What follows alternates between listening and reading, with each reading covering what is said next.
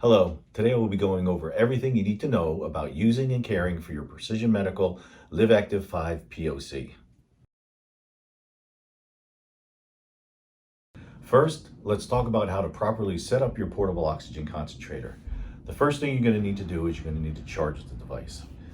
So to do that, you're going to get your power supply and your AC power cord. You're going to plug in your cord into the power supply. You'll know that it's working because you have a green light that will illuminate. It'll show you that there's actual power going to the power supply.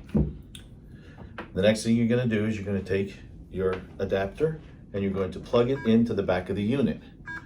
Now when you plug it into the back of the unit, what you're going to see on the display, it's going to say Precision Medical, show you the serial number, the hours, and then it's going to show you how much charge you have on the battery itself. So if your battery is fully depleted and you were able to have an extra battery, it's very easy to replace. There's a little tab on the top. You just hit the tab, it pops right up, and you take the battery right out. To check to see if you're putting in the proper battery, you just hit the little indicator on the bottom and the lights will show how much charge you actually have on this battery. So because it's an external battery, it's very easy to replace. You just take your other battery, pop it right in, and you're ready to go. It does the same thing as when you plug it in. It's going to show you Precision Medical. It's going to show you your serial number and the hours, and then you're ready to use your device. Now that your Live Active 5 is all set up, I will demonstrate how to properly use the device. The first thing you're going to want to do is you're going to want to put it in the bag. The unit does come with a bag for easy transportation. As you notice, the bag has a mesh in the back, and if you look inside the mesh, you will see vents. Very important that the mesh lines up with the vents because that's how you get your airflow. Without the airflow, your unit's going to overheat and then it's going to alarm on you. Never a good thing. Once the unit is in the bag, you're going to want to take, there's a strap that's on one side and it goes across the top of the unit and it attaches to a Velcro on the other side. That way, if it's in there, it's very secure and you don't have to worry about the unit itself falling out of the bag.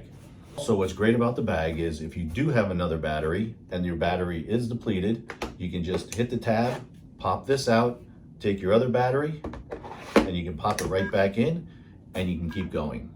It comes with 2 pockets on either side.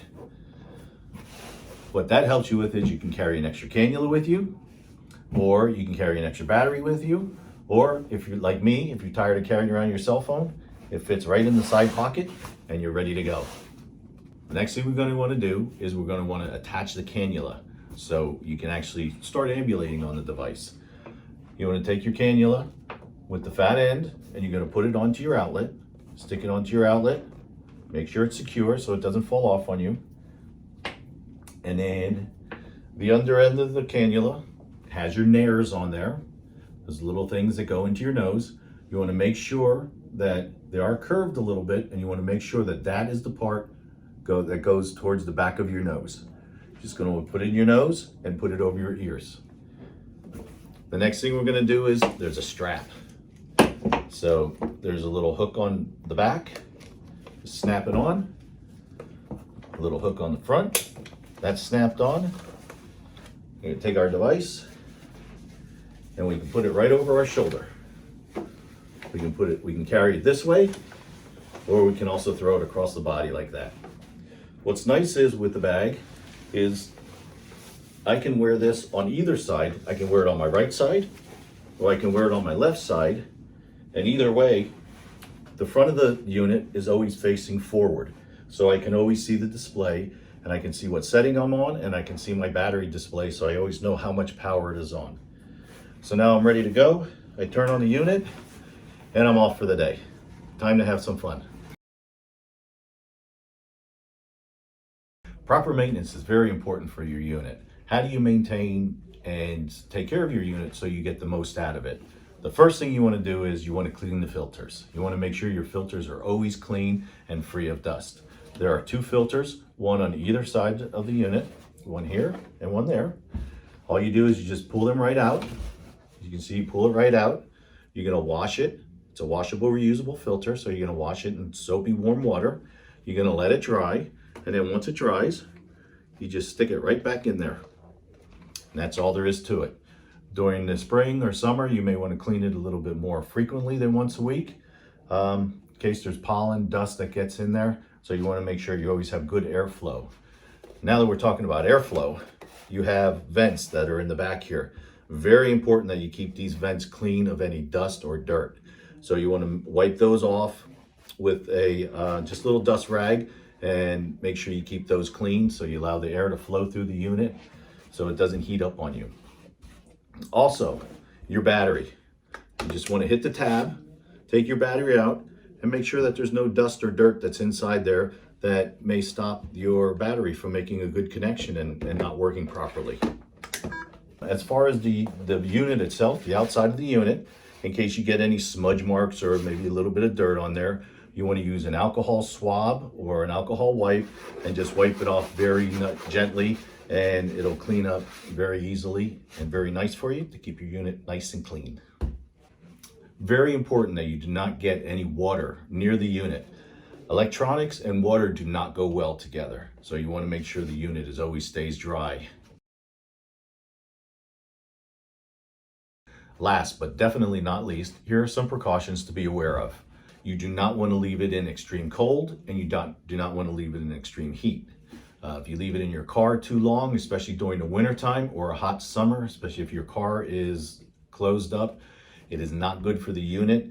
As with anything that has a motor or an engine, they do not work well in the cold. So when it's very cold, the unit is not going to work for you. It has to be above 38 degrees for the unit to work properly, and it also has to be below 104 degrees. So you do not want to leave it in extreme heat or extreme cold. Also, make sure you keep all the debris away from the back of the unit, and you always have proper airflow, and you always have proper airflow through the front, and make sure you clean the filters. If the unit does not detect the breath, it's going to alarm. In that little triangle, you're first going to get a yellow light, and then it's going to turn red, and you're going to hear an audible, and it's just going to keep alarming on you. What's that telling you is breathe through your nose. It's very important. You must breathe through your nose so that you can get the benefits of the oxygen being delivered by the device. After about a minute, it's going to pulse at 20 breaths per minute. So every minute, it's going to pulse 20 times. It's going to give you a bolus of oxygen until you breathe through your nose. Once you breathe through your nose, it will automatically reset itself, and then it'll work the way it's supposed to, and the alarm will also go off. If something does happen to the unit, an error code will come up. It could be an F27, could be an F17, it could be a couple other things. It will also alarm. If it's a catastrophic alarm, the unit's going to shut off. If it's something that you may be able to take care of, the unit will continue to work, and it's going to tell you what is wrong with it. It could run across there and go, no breath detected. Or it could say, unit is too hot, that it's overheating. So at that time, you're going to want to turn off the unit and let it cool down. Or if it says no breath detected, make sure you breathe through your nose, and then it will recycle the unit and it will start to work properly. If it's a catastrophic problem, the unit is going to shut down. At that time, you're going to want to contact your home care provider immediately. If you have any further questions about living your life on oxygen therapy, visit our blog on precisionmedical.com.